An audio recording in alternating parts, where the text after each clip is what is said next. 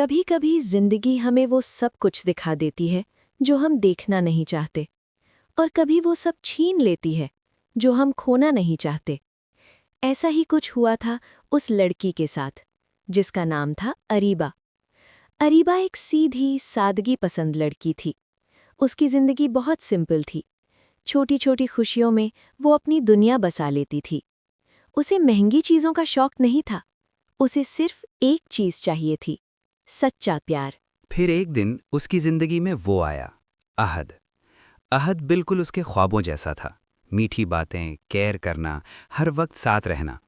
شروع میں اریبہ کو یقین نہیں ہوتا تھا کہ کوئی اتنا اچھا بھی ہو سکتا ہے، لیکن دھیرے دھیرے اس نے اپنا دل اسے دے دیا۔ وہ روز بات کرتے، رات دیر تک کالز ہوتیں، فیوچر کے پلانز بنتے۔ میں تمہیں کبھی اکیلا نہیں چھوڑوں گا۔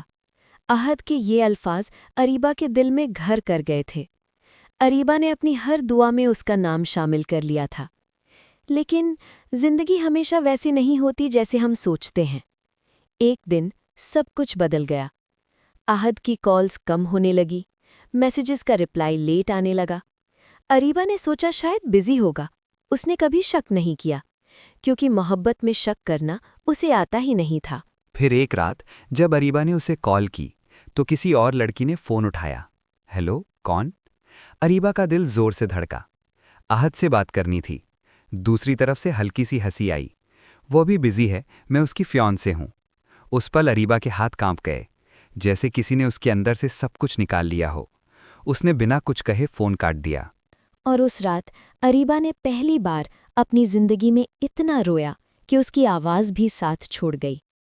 اسے سمجھ نہیں آ رہا تھا کہ جو انسان اسے ہمیشہ اپنا کہتا تھا وہ کسی اور کا کیسے ہو گیا۔ اگلے دن اس نے احد کا سامنا کیا۔ یہ سب کیا ہے؟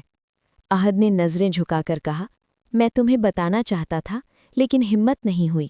یہ الفاظ اریبہ کے دل کو توڑنے کے لیے کافی تھے۔ مطلب جو کچھ تھا جھوٹ تھا۔ احد نے چپ رہنا بہتر سمجھا، اور کبھی کبھی خاموشی سب سے بڑا جواب ہوتی ہے۔ اس دن اریبہ نے صرف ایک بات سمجھی کہ محبت صرف اس نے کی تھی، احد نے نہیں۔ اس کے بعد کے دن بہت مشکل تھے۔ ہر جگہ اسے احد یاد آتا، ہر بات، ہر جگہ، ہر لمحہ۔ وہ خود سے پوچھتی، کیا میری کمی تھی؟ کیا میں کافی نہیں تھی؟